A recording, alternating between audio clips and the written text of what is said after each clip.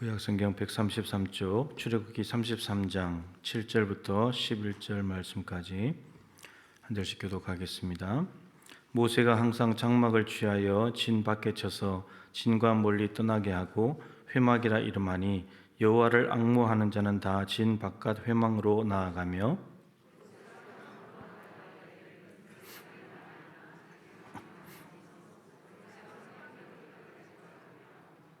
모세가 회막에 들어갈 때에 구름 기둥이 내려 회막물에 서며 여호와께서 모세와 말씀하시니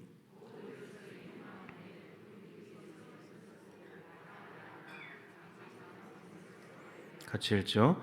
사람이 자기의 친구와 이야기함 같이 여호와께서는 모세와 대면하여 말씀하시며 모세는 진으로 돌아오나 눈의 아들 젊은 수종자 여호수아는 회막을 떠나지 아니하니라.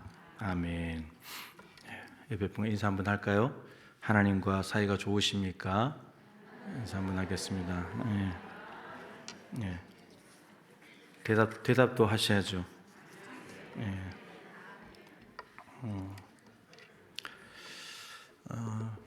오늘 읽었던 말씀은 이제 7절 위에 보면 제목이 회막이라고 되어 있는데 이스라엘 백성들이 회막 성막을 지은 것은 출애굽기 35장입니다.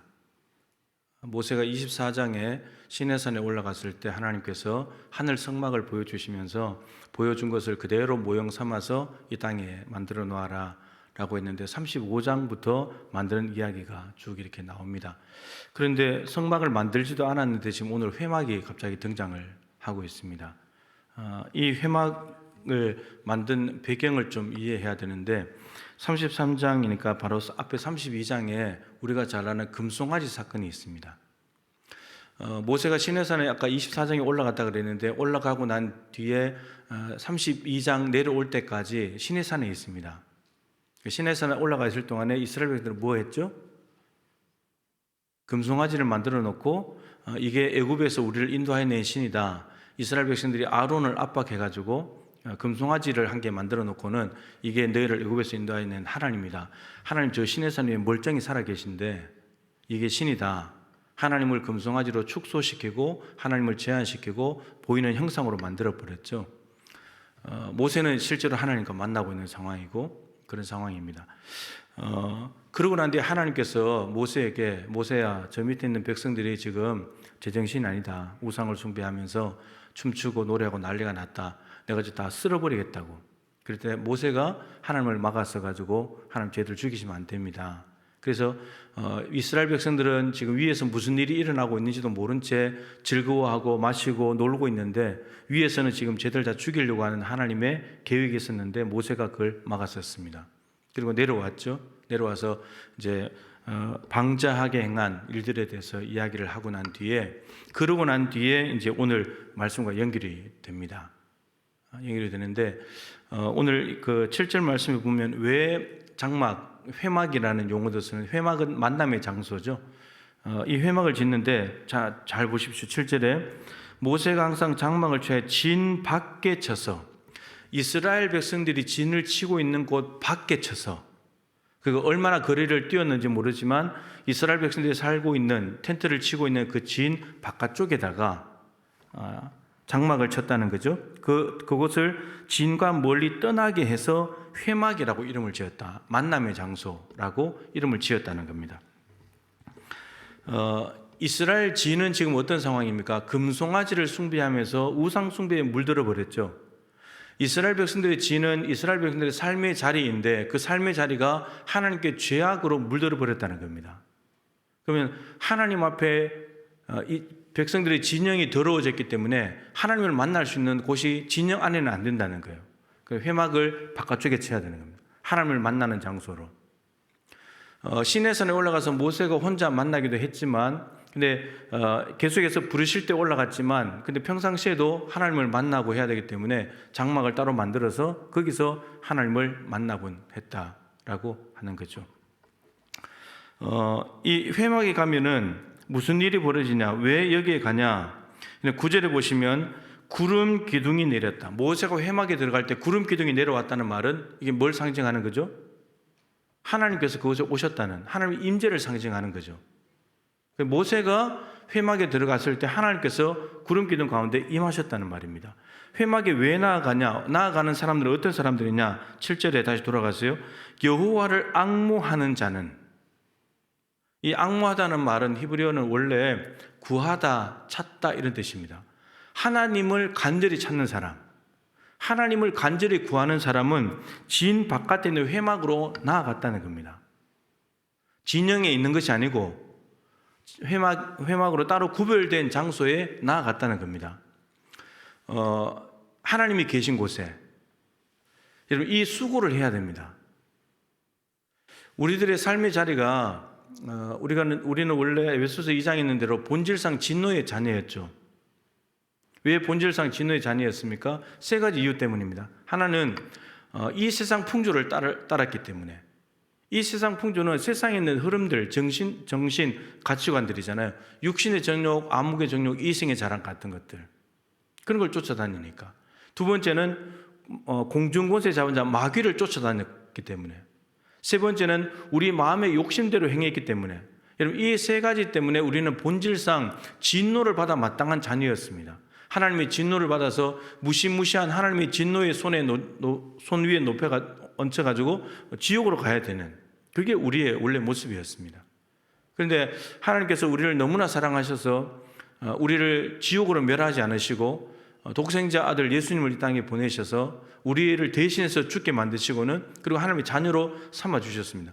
본질상 진노의 자녀가 단지 예수님을 믿고 영접한 것뿐인데, 근데 하나님의 자녀가 되었습니다. 그러면 하나님의 자녀가 되고 나면 우리의 삶의 자리는 달라졌습니까? 우리는 달라졌죠. 진노의 자녀에서 하나님의 자녀로. 근데 삶의 자리는 달라졌습니까? 이 세상 풍조가 없어졌습니까? 풍조가 있어요, 없어요? 똑같아요.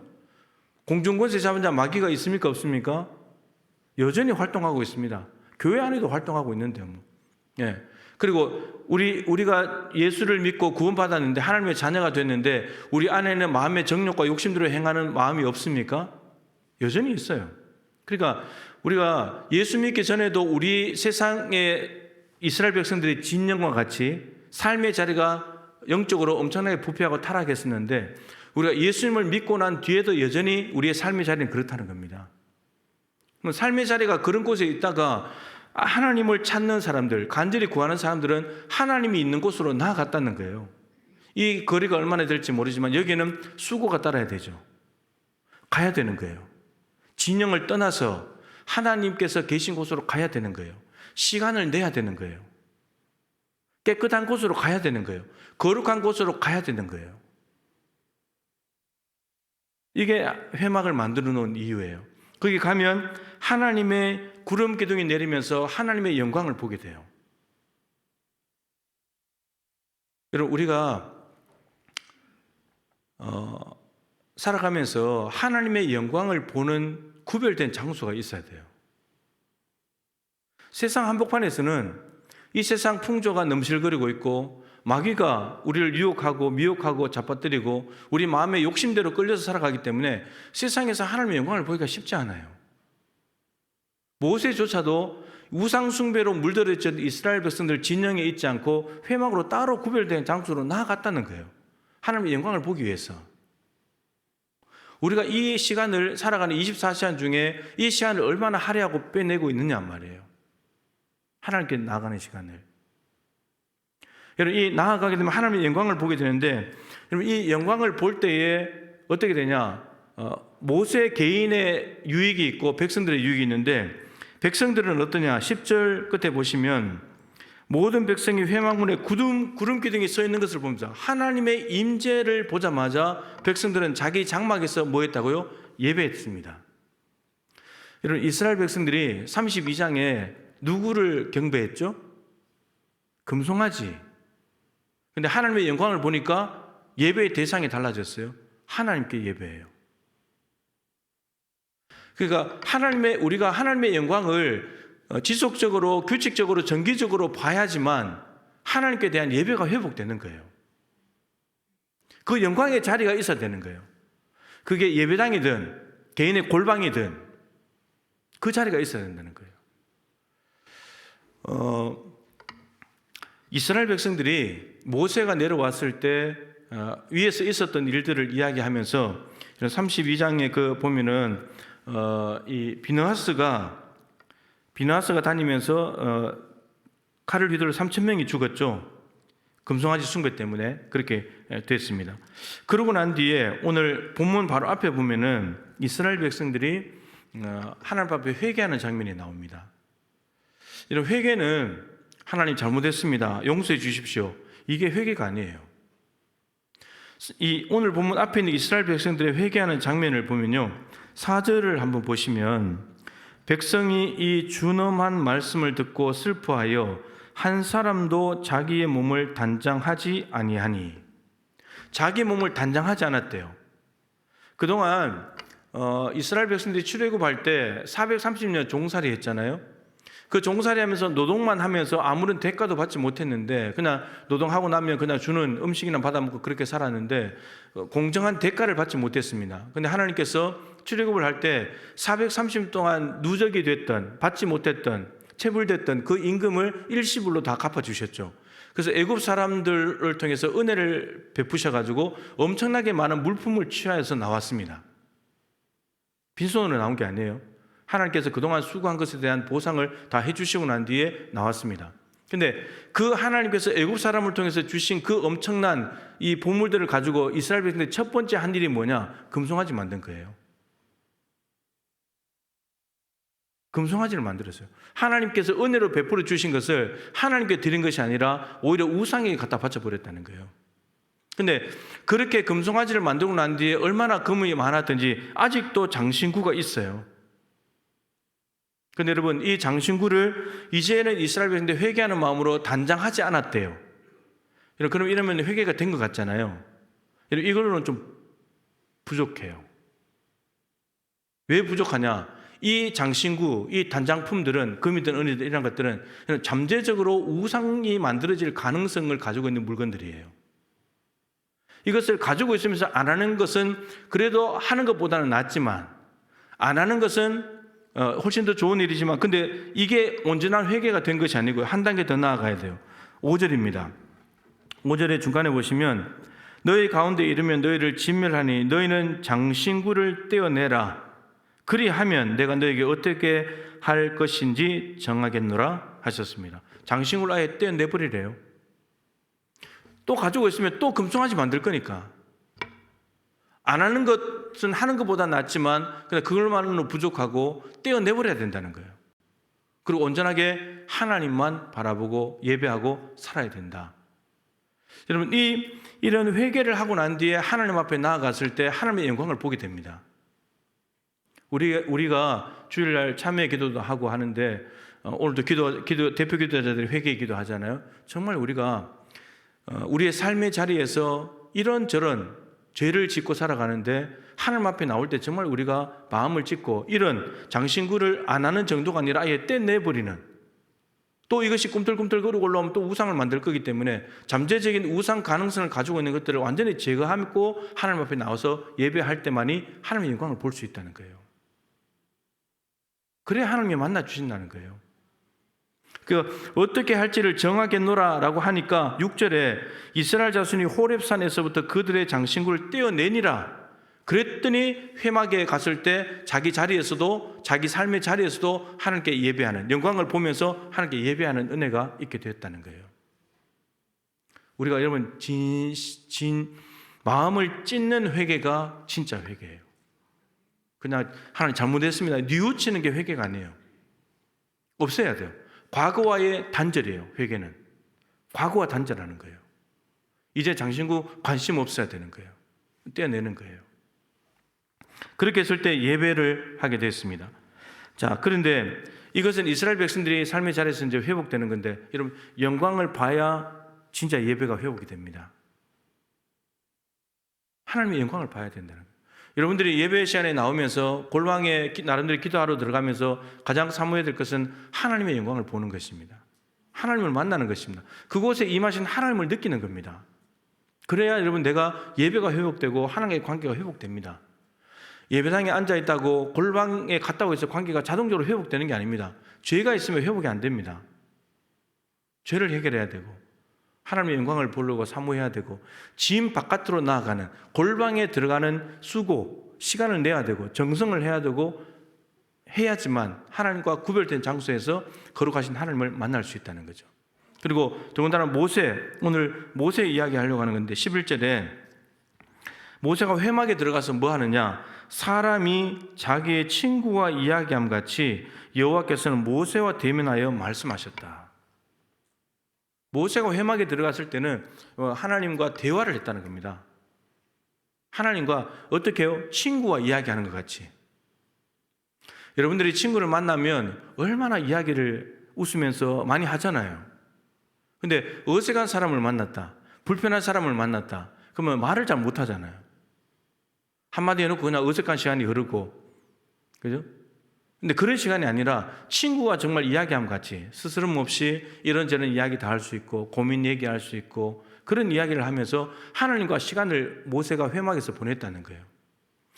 모세는 아까 7절에서 본 대로 하나님을 간절히 찾는 자였기 때문에, 하나님을 사모하는 자였기 때문에 그런 자리에 간다는 거예요. 여러분들에게 이 회막이 있습니까? 하나님과 만나는 자리. 그냥 사람들 만나는 자리 말고요, 교회에 와도 하나님과 1대1로 만나는 자리, 구별된 장소, 그러한 곳들이 있냐는 거예요. 예배당뿐만 아니고 여러분들의 삶의 자리에도 그런 장소가 있어야 된다. 하나님과 대화할 수 있는.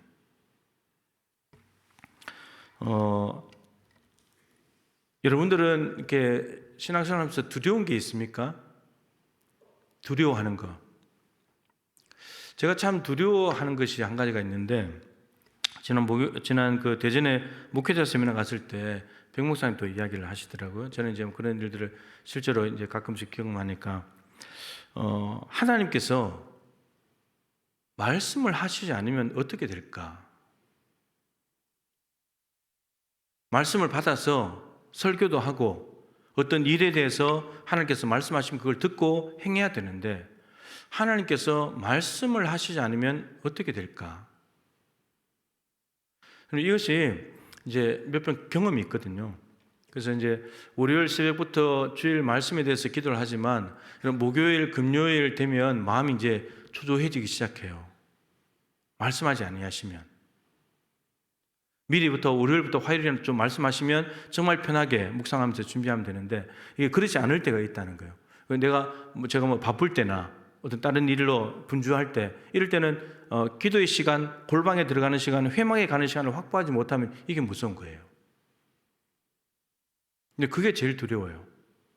그렇게 되면 또 이 많은 본문 중에서 설교할 게 왜 없겠어요?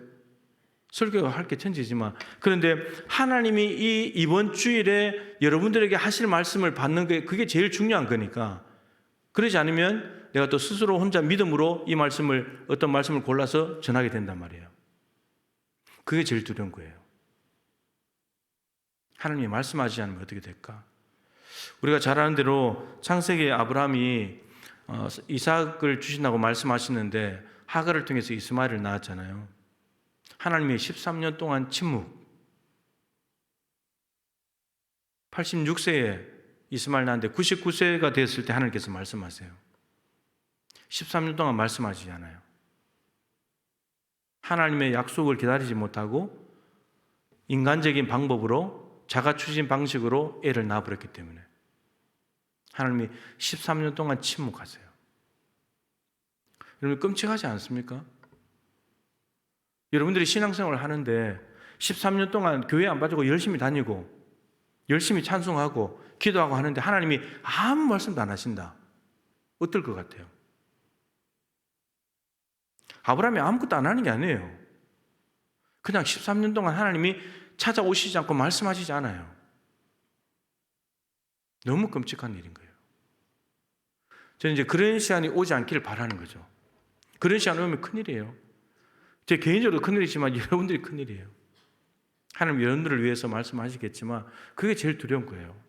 그래서 이 회막으로, 골방의 자리로 가지 않을 수가 없는 거예요. 끊임없이 가야 되는 거예요.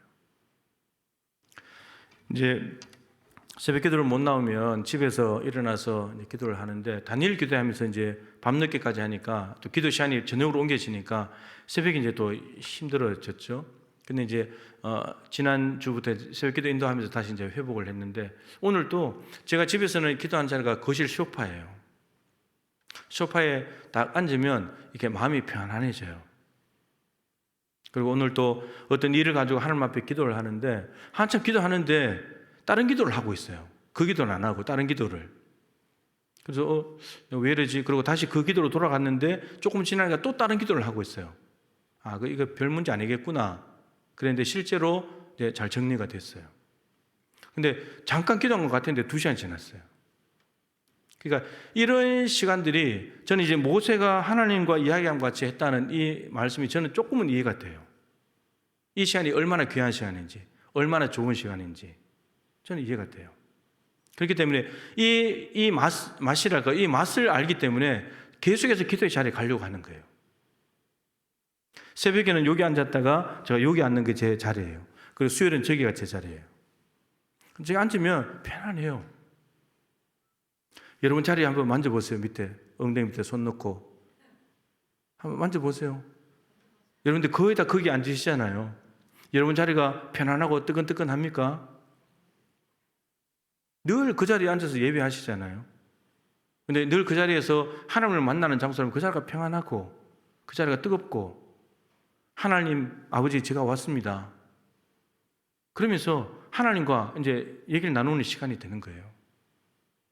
여러분들이 앉아있는 자리가 그런 자리가 되면 좋겠다. 그게 여러분 오늘 모세가 찾아갔던 회막이고, 수고해서 시간을 내어서 먼 거리를 일부러 걸어가서 하나님의 영광을 보고 대화하기 위해서 갔던 그 수고가 있는 그 열매로 만나는 그 자리였던 거예요. 그런 자리가 있으면 좋겠다 하는 겁니다. 모세는 이제 오늘 말씀에 보면 진으로 돌아왔다. 여러분 모세는 하나님과 백성들 사이에 있는 유일한 중보자이고, 모세는 또 선지자 아닙니까? 선지자는 여러분 하나님의 성령의 기름 부음을 받는 사람들이 선지자, 왕, 제사장인데, 성령께서 기름을 부으셔가지고 세우시는 것은 똑같지만 가장 하나님과 가까이 있는 사람은 선지자예요. 다윗도 왕인데 하나님께서 다윗에게 직접 말씀하시는 경우는 많지 않아요. 선지자가 있어요. 나단도 있고 갓도 있고 선지자들이 있거든요. 제사장도 마찬가지고, 제사장 아론도 늘 하나님이 모세를 통해서 말씀하세요. 근데 아브라함 선지자잖아요. 모세 선지자잖아요. 사무엘 선지자잖아요. 하나님께 다 곧바로 이야기하세요. 곧바로 이야기하시는데, 그렇기 때문에 하나님의 말씀을 받아서 모세가 진으로 돌아오는 이유는 진에 있는 백성들에게 하나님의 말씀을 전해야 되는 거죠. 길을 인도해야 되니까 옵니다. 모세는 그러니까 회막에 가서, 골방에 가서 하나님과 대화를 나눈 뒤에 하나님의 뜻을 전달받고 백성들이 와서 알려주는 거예요. 이 역할을 하는 겁니다. 근데 여호수아가 있어요. 젊은 수종자 여호수아는 회막을 떠나지 아니하니라, 이렇게 되어 있습니다. 회막을 지키는 거죠. 여러분 성막은, 지성소와 성소가 있는 성막은 제사장과 레위인들이 지킵니다. 그런데 다른 사람들은 접근 못하죠. 접근 못하는데 모세조차도 못 가는데, 그런데 이 성막은 누가 지키냐? 회막은 여호수아가 지킵니다. 여호수아는 출애굽기 17장에 아말렉과의 전투에서 갑자기 등장을 해가지고, 모세가 시내산에 올라갈 때 백성들은 산 아래에 있고 올라갈 때 중간에 있었던 사람이 여호수아입니다. 그러니까 모세만큼 하나님께 가까이 가지지는 못하지만, 그렇다고 해서 백성들하고는 좀 더 구별된, 하나님께 더 가까이 있는 사람이 여호수아입니다. 여호수아가 지금 회막을 지키고 있거든요. 그러니까 모세와 같은 하나님과의 친밀함을 지금 사모하는 자, 앙모하는 자가 나아간다고 했기 때문에 여호수아는 하나님을 사모하는 사람이에요. 하나님을 앙모하는 사람입니다. 하나님을 찾는 사람이에요. 시내산 중간에 올라가서 위에 아래에 있는 중간에 있으면서 그 상황들을 알고 있으니까 하나님과의 친밀함을 사모하는 사람인데, 이 회막에 머물렀던 여호수아가 나중에 어떻게 됩니까? 뭐가 되죠? 모세의 후계자가 됩니다. 모세의 후계자. 민수기 27장에 가면 하나님께서 모세에게 너 가나안 땅 못 간다, 그 말씀을 하셨을 때 모세가 하나님 후계자를 세워주십시오, 그래서 이 백성들이 목자 없는 양과 같이 되지 않게 해주십시오. 그렇게 말했을 때 하나님께서 여호수아를 지목하십니다. 하나님의 영이 있는 사람이다. 모세가 그걸 받아들입니다. 그래서 31장에 안수하고 이제 여호수아를 세우게 되죠. 여러분, 회막에 머물렀던 사람들은 이렇게 됩니다. 하나님과 친밀하게 지내고 하나님을 사모했던 사람들, 하나님의 음성을 듣고 하나님의 마음을 아는 사람들은 하나님께 쓰시기 편합니다. 골방에 있는 사람을 하나님이 쓰시기 편합니다. 골방을 즐겨 찾지 않는 사람들, 하나님을 만나는 구별된 회막이 없는 사람들은 하나님이 쓰실 수가 없습니다. 불편해서 못 씁니다. 말을 못 알아듣기 때문에. 근데 하나님의 회막에 자주 들어가고 골방에 들어가서 하나님과 대면하며 음성을 듣는 사람들은 하나님이 쓰시기 편합니다. 하나님 말씀하시면 잘 알아듣기 때문에 그렇습니다. 저는 항종직 선거를 앞두고 이 장로 5분들이 여호수아 같은 분들이 세워졌으면 좋겠습니다. 정말 골방을 사모하는 사람들, 회막에 들어가기를 즐겨하는 사람들, 멀리 하나님을 만나러 가는 것, 삶의 자리에서 교회가 멀어도, 골방이 멀어도 그 수고를 기꺼이 감내하는 사람들, 추위에도 불구하고 더위에도 불구하고 하나님이 있는 곳을 사모하면서 나가서 하나님과 정기적으로 만나서 그 하나님의 거룩한 영광을 보면서 하나님께 예배하고 하나님의 음성을 듣고 삶의 자리로 돌아가서 삶을 바꿔내는 사람들, 저는 그런 장로님들이 세워졌으면 좋겠습니다. 오늘 이 구별된 장막에 있는 이 곳은 여러분 예배 장소가 아닙니다. 백성들은 회막에서 자기들 장막에서 예배했잖아요. 예배 장소가 아닙니다. 아까 말했던 성막이 아니기 때문에 예배 장소는. 그럼에도 불구하고 지금 더럽혀진 이스라엘 진영 가운데서 하나님을 만날 수 있는 장소가 있었다는 사실이 매우 중요하고, 근데 거기에 사모하는 자들, 찾는 자들, 구하는 자들은 다 그곳으로 나아가더라. 우리가 이제 연말이 다가오는데 항상 새해에 뭘 하겠다고 계획을 세웁니다. 여러분, 지금부터 세워야 됩니다.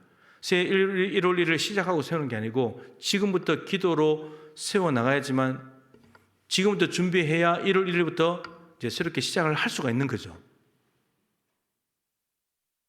이제 수요 기도에 이제 조 목사님하고 나하고 둘이 할 텐데, 이제 제가 다음 주는 조 목사님 하시고 그다음 제가 3주 연속으로 제가 할 텐데 기도에 대해서 말씀을 많이 나눌 겁니다. 기도의 자리, 골방의 자리로 가십시오. 그리고 내년도 하나님이 행하실 일들을 꿈꾸면서 기도의 자리에 머무십시오. 모세가 되는데 도전하고 여호수아가 되는데 도전한다면 여러분 기도의 사람들로 충만하지 않겠습니까? 우리 교회가 기도하는 교회로 다시 세워질 수 있기를 진심으로 소망합니다. 오늘 말씀을 생각하면서 우리 찬양하고 기도